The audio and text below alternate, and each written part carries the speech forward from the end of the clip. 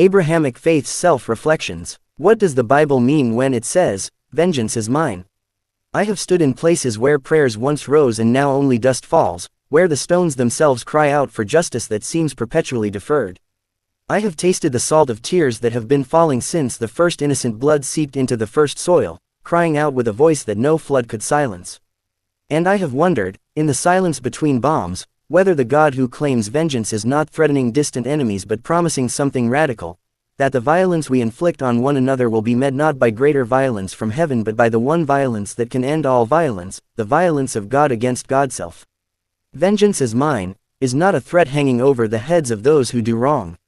It is an invitation hanging over the heads of those who have been wronged, an invitation to release the burden of perfect justice into hands strong enough to bear it, to cease from the terrible work of weighing every wrong and balancing every account, to know that the scales that matter are not human scales at all. I have learned that there are two kinds of vengeance in this world. There is the vengeance that perpetuates itself, that begets counter-vengeance in endless spiraling escalation, that consumes the one who wields it even as it destroys its target. And there is the vengeance that is claimed by God, which is to say, there is no vengeance at all, only justice so perfect that it takes the form of mercy, only judgment so complete that it falls on the judge, only recompense so thorough that the debt is paid by the one who is owed. Standing in Aleppo's ruins, I understand that some wounds seem too deep for any cross to reach, too raw for any theology to salve. The parents who bury children, the children who bury parents, the innocent blood that cries out from the ground, these are not abstract theological problems.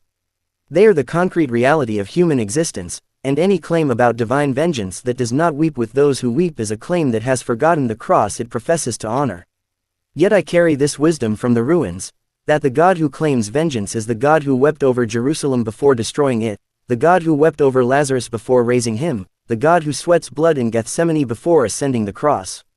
The divine claim to vengeance is not cold divine prerogative but hot divine grief, not, "I will repay," as threat but, "I will repay," as promise, as solemn oath sworn in the presence of suffering, as commitment that what has been broken will be made whole, that what has been lost will be found, that the cry of the blood-stained stones will not go unanswered.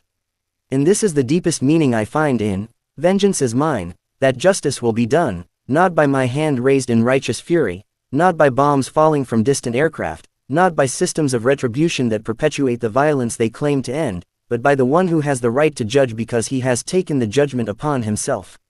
The stones cry out for justice, and God answers with wounds. The victims cry out for vengeance, and God answers with prayer.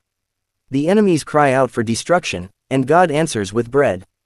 This is the strange logic of the cross, that the vengeance of God takes the form of self-sacrifice, that the justice of God takes the form of forgiveness, that the judgment of God takes the form of extendable mercy.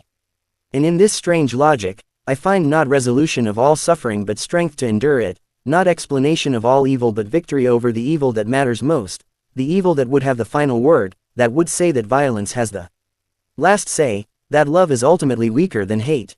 Vengeance is mine, I will repay, and in these words, the bleeding stops. Not the bleeding of the innocent, which continues until Christ returns, but the bleeding of the soul that has been torn between justice and mercy, between rage and forgiveness, between the cry for blood and the command to love. The bleeding stops because we know, in the end, whose hands hold the scales. And those hands were pierced for us.